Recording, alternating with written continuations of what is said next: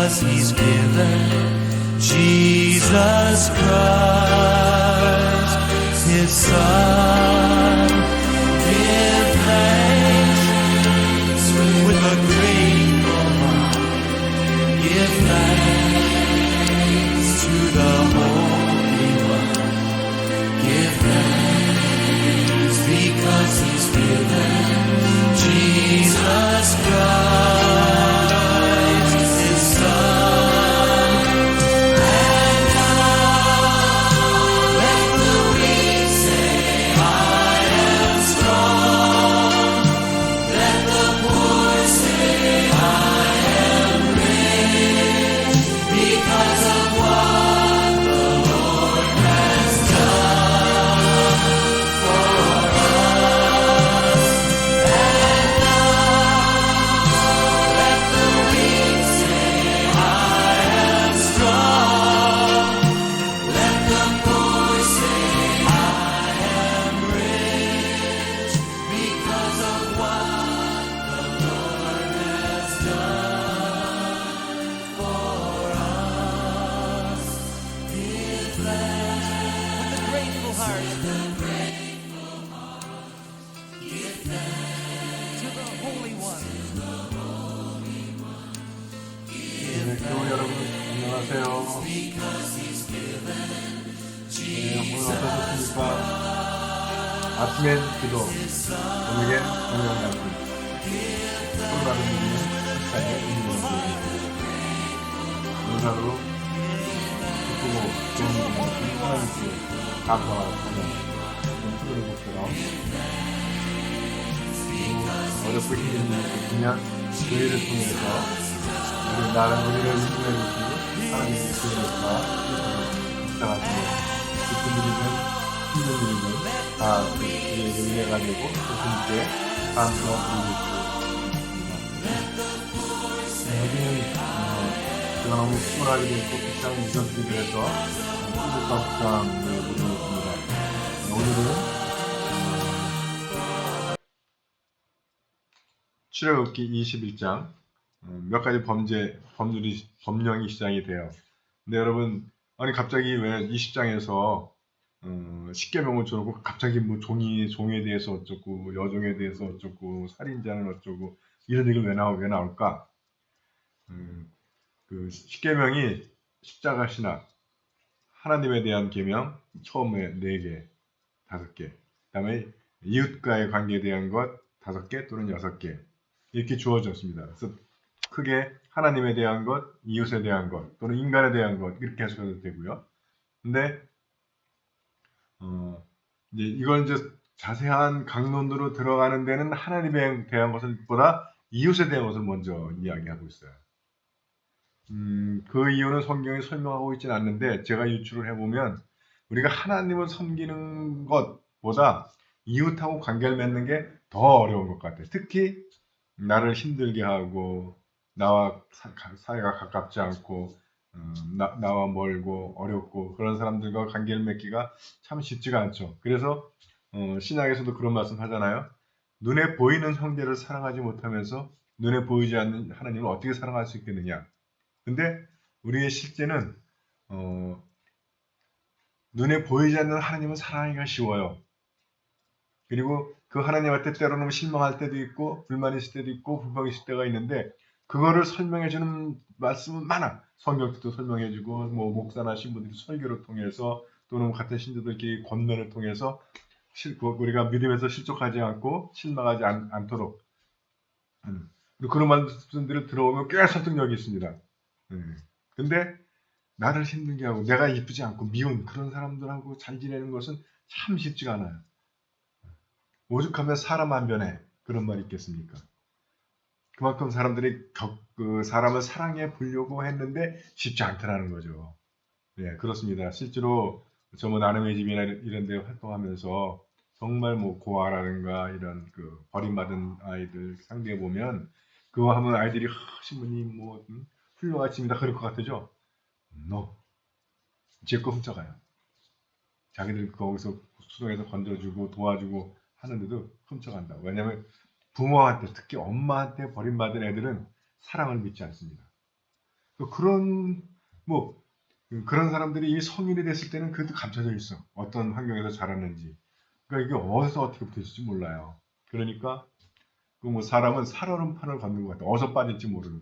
또는 빙하 같아. 빙하. 겉에 드러나는 모습하고 속에 들어가 있는 게 어떤 건지 몰라요. 그래서 그냥 무턱대고 들어가다가 침몰당할 수 있는 겁니다. 그러다 보니까 우리가 사람에 대해서 조심하게 되고 사람을 믿지 못하고 사람을 사랑하는 것이 하나님을 사랑하는 것보다 훨씬 더 굉장히 어렵습니다. 그래서 성경은 계속 그걸 강조하는 것 같아요. 우리 주기도문에서도 너희가 너희에게 잘못한 일을 용서하듯이 그래야 하나님께서 나를 용서해 주신다라고 말씀하세요. 그만큼 그것이 힘들기 때문에 주님께서도 계속 거기에 강조점을 두시는 것 같습니다. 그래서 이제 야훼의 법이 처음 선포되는 십계명 딱 주고 그 다음에 해설 들어가면서 강론으로 들어가면서 첫 번째로 하는 것이 그러니까 예배 드릴 때는 어떻게 해라 이를 하지 않고 이웃과 사회 정의에 대한 문제를 다루고 있는 겁니다. 그렇게 이해하시는 게 맞는 것 같아요. 자, 그럼 본문 좀 들어갈까요?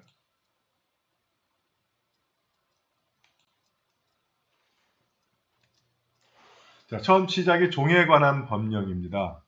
종에 관한 것, 그럼 여러분 어떻게 생각하시겠어요? 어떻게 해야 종을 만들 수 있는지, 그런 얘기 할 것 같은데, 여기 처음 시작이 어떻게 풀어주느냐, 종을 어떻게 풀어주느냐를 얘기를 해요.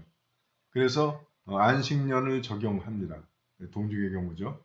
너희가 히브리 사람을 종으로 삼았을 경우에는 6년 동안만 종으로 부리고 7년이 되면 보상 없이 자유를 주어 내보내라. 여러분이라면 7년 쓰려고 종에게 많은 돈을 지불하겠습니까? 그러니까 사실은 하나님이 정한 법은 이 히브리 백성들은 다 같은 하나님의 구해낸 자녀들이기 때문에 다 동등하다는 거예요. 그래서 가나안에 들어갈 때 땅도 균등하게 나눠줍니다. 근데 균등하게 나눠준다고 해서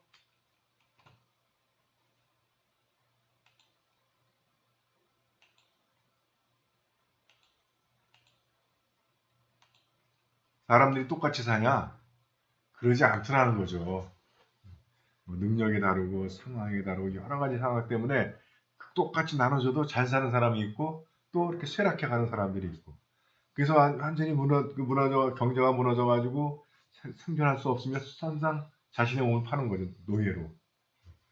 그런 일들이 생긴다는 거예요. 또 한편에서는 좀 있는 사람들이 점점 욕심을 부리면서 더 많이 가지려고 하고 재산이나 돌볼 게 많아지면 손이 필요하니까 옆에 있는 동족이라 하더라도 재산 없는 사람은 자기가 노예로 부리려고 하는 거죠. 그런 일이 발생하면서 서서히 불평등이 발생하게 되는 겁니다.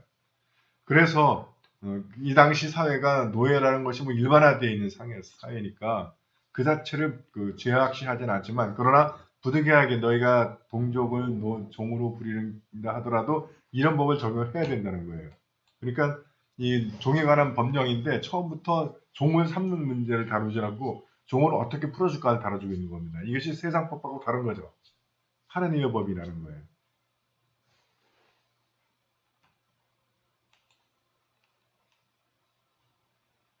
그리고 내보낼 때는 왔던 상태 그대로 내보내라 하는 거죠. 근데 7년을 맞은, 그러니까 안식년이죠. 7년을 맞은 사람이 그러니까 문제가 뭐냐면 왔던 상태 그대로라서 혼자 왔으면 와서 사는 동안에 결혼을 하고 애를 낳고 했으면 부인하고 애는 놓고 나가야 돼. 그러니까 왔던 상태 그대로니까. 그래서 이 사람이 난 아내도 좋고 자식도 너무 좋아서 나 그냥 이대로 살겠다 하면 이제 재판장에 가서 귀에다가 구멍을 뚫고 이제 이 사람은 평생 내 종이 된다라고 하는 겁니다. 종으로 삼았는데도 그를 결혼시켜주고 자녀를 낳게 하고 가정을 꾸려놓는 주인이라면 같이 살아도 되겠죠. 저는 우리는 그건 경험이 없는데 대천덕 신부님은 노예 문제를 미국이 사회가 있었잖아요. 그래서 그분이 그런 얘기 여러 번 하십니다. 자본주의가 잘못되면 노예제만도 못하다는 거예요. 왜냐하면 노예제는 일단 노예로 사들이면 책임을 져야 된다는 거예요. 평생을. 먹을 거, 입을 거, 잘 것 이것도 다 그 노예 주인이 책임져야 한답니다. 그와 책임지지 않으면 법적 처벌을 받는데요. 근데 자본주의에서는 사장하고 노동자 관계니까 노동자가 그 사장이 노동자 싫으면 잘라버릴 수가 있잖아요. 그러면 아무 책임 안 져도 되는 거예요. 물론 뭐 사장이 그렇다고 해서 아무나 막 자르거나 그러진 않지만 시스템적으로 보면 자본주의가 그렇게 보면 오히려 노예제보다 훨씬 잔혹한 제도가 될 수 있다라고 하는 겁니다. 그러니까 이 경우에 보듯이 주인이 결혼도 시켜주고 가정도 꾸리게 해주고 그러면 굉장히 그 종을 인간적으로 대우해 주는 거죠. 그렇다면 뭐 법으로 살 수가 있는 거겠죠.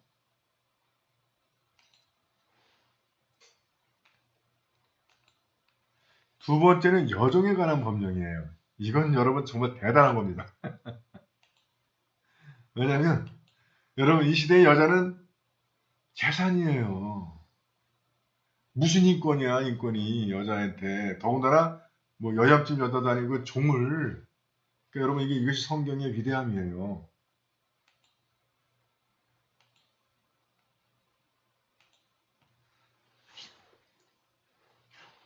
그래서 여기서 이제 주로 여정으로 데려온 게 노동력이 아니라 막 그 결혼과 관계가 있는 것 같아요. 그래서 아내를 삼으려고 데려왔는데 변심했을 경우엔 내보내는데 몸값을 치르고 자유를 주라는 거예요. 그러겠죠. 아내 삼으려다 하다가 다른 변심해서 너 싫어 가 저리 가 그리고 다른 여자 데리고 오르면 그 여자 여인 앞에서 이것이 얼마나 비인간적입니까? 그 여인에게 자유를 줘라 하는 거죠. 그다음에 며느리로 삼으려고 들어왔으면 딸하고 똑같이 대접해라. 이거는 조선시대 우리보다도 앞선 것 같아 인권이. 그러지 않습니까? 우리는 어디 며느리를 딸하고 똑같이 대해요. 아들이 정말 며느리를 종처럼 생각했지. 다음에 그 이때는 이제 일부 다처가 드는 삶이니까 다른 여인을 맞아들여서 이제 처음에 아내로 삼았던 여자에게 별로 이제 관심이 없다 하더라도 생활비를 제공해야 된다. 그의 생존을 보장하라는 거죠. 이 고대 여성에게 결혼은 생존과 직결됩니다. 왜냐하면 여성은 인간으로서의 정상적인 권리를 갖지 못하기 때문에 그리고 재산은 아들에게만 전달되니까 그래서 여러분 요한복음 4장 우물가의 여인 6번 결혼했던 여자의 경우가 이 여자가 뭐 환양기 때문이 아니라 생존과 관계가 돼 있어요. 남편에게 의지하든지 아니면 아들에게 의존하든지 해야 돼요. 근데 남편이 계속 죽어나가니까 계속 다른 남자랑 결혼할 수밖에 없는 거예요. 환약기가 아닙니다. 지금도 아프리카 쪽에 가면 그런 곳이 있죠. 그리고 옛날 미국에서도 몰몬교가 일부 다처를 했는데 그게 뭐 남자들이 성을 좋아해서가 아니고 그 몰몬교도들이 뉴욕에서부터 유타주까지를 쫓겨나가지고 이동을 해요. 이동하는 과정에 인디언한테 죽고 뭐 전염병 걸려 죽고 뭐 사고로 죽고 해가지고 남자들이 계속 죽어나가니까 여자들을 보호하기 위해서 일부다처를 했다 그러더라고요. 그래서 그 사람들이 고민하기를 이 사태를 어떻게 할까? 그래서 구약에서 뭐 아브라함도 그렇고 뭐 야곱도 그렇고 이렇게 여러 여자를 얻는 걸 보고 그것을 적용해서 우리도 그렇게 하자 해서 여인들을 보호하기 위해서 여인과 아이들을 보호하기 위해서 그런 제도를 택했다고 그러더라고요. 지금은 뭐 거의 없다고 그럽니다.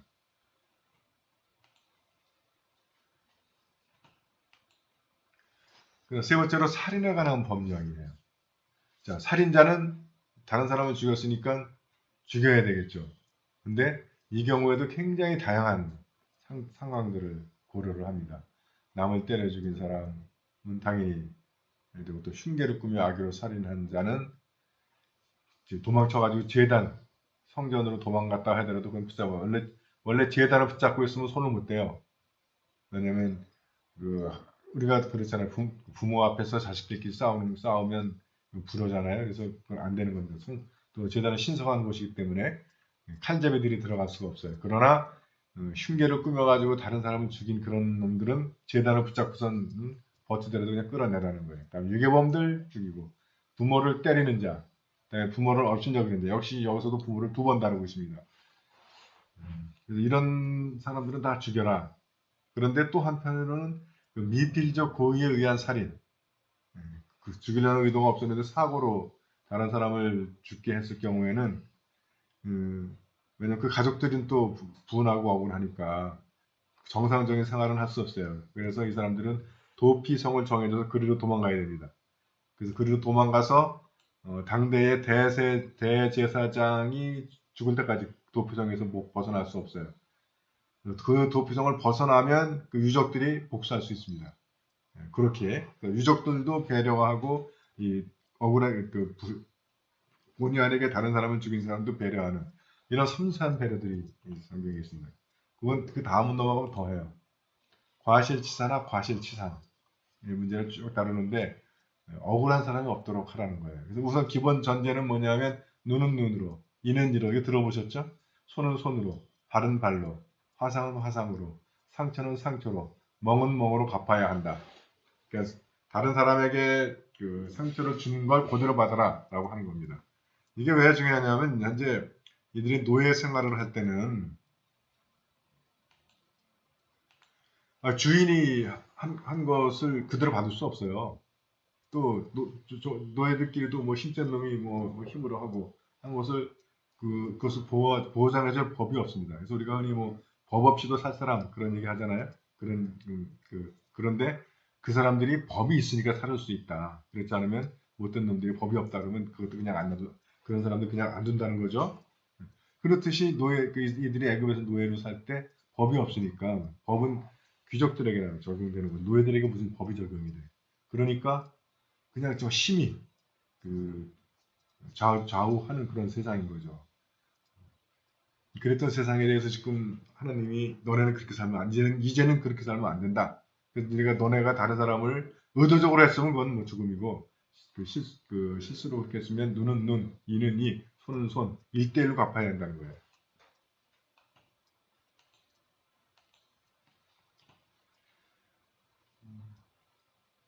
그래서 그 종의 눈을 때려 멀게 했으면 눈 대신에 종에게 자유를 주고 이를 때려 부러뜨렸으면 이 대신에 주고 무릉덩이를 열어두거나 덮지 않아서 황소나 나이가 빠졌을 경우에는 뭐 보상해야 되고 이런 세세한 것들. 그래서 포인트가 뭐냐면 억울한 사람 없게 해야 된다.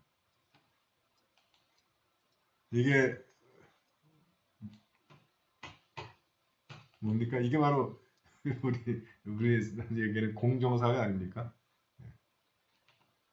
이 이웃과의 관계에서 율법에서는 공정, 정입니다. 그러나 이게 이제 복음으로 오면 사랑이 되는 거죠. 그래서 예수 주님께서 눈은 눈으로 이는 이로라는 말을 들었지만 주님의 말씀은 사랑하라는 거죠. 용서하라는 거죠.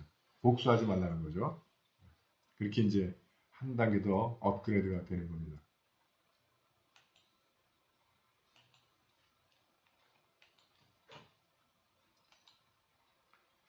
자, 그래서 오늘 21장 봤습니다. 2가지만 생각하시면 좋을 것 같아요. 우리는 한 면만 보고 사건이나 사람을 판단했다가 실수한 경험이 없는지 생각해 봅시다. 살인이 났다. 그러면 그 살인자는 무조건 죽여야 된다.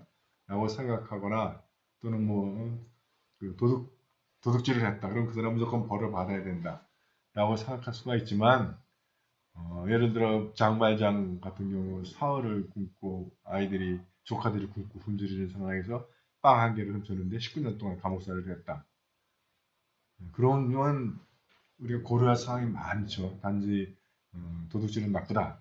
이게 이제 저는 언젠가 한번 얘기했던 규범 윤리인데 물론 맞아요. 도둑질은 나쁜 거죠. 그렇지만 그 상황 윤리, 그 상황을 우리가 다른 말로 하면 정상 참작이 되겠죠.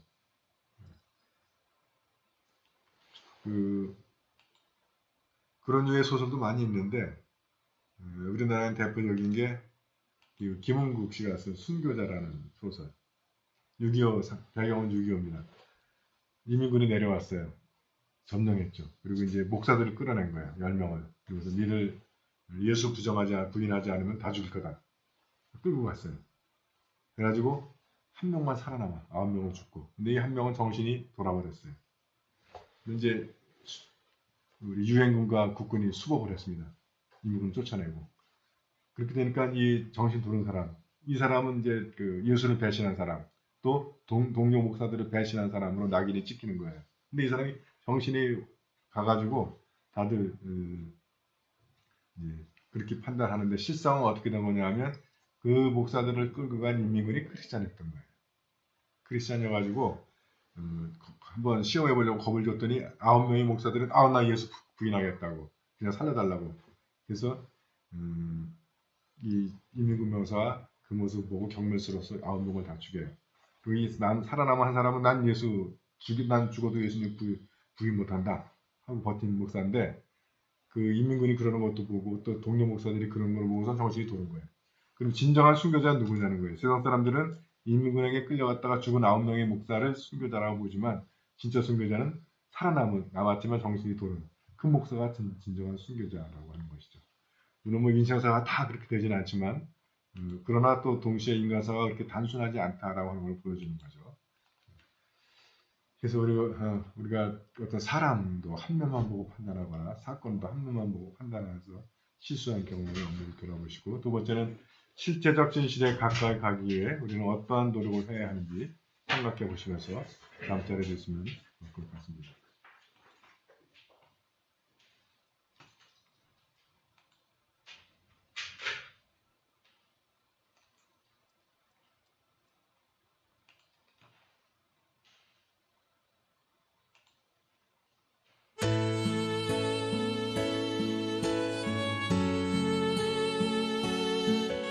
네, 그럼 여러분 오늘은 여기까지입니다.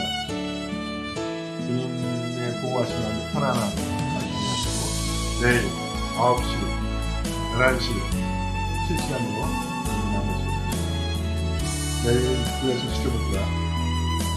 실시간 우리 다니엘 시간 지켜가지고 내일 출석까지 지게 한다. 네, 여러분들 여기까지 오늘 3번일이 연휴야.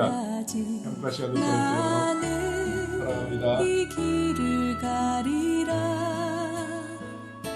좁은 문, 좁은 길, 나의 십자가 지고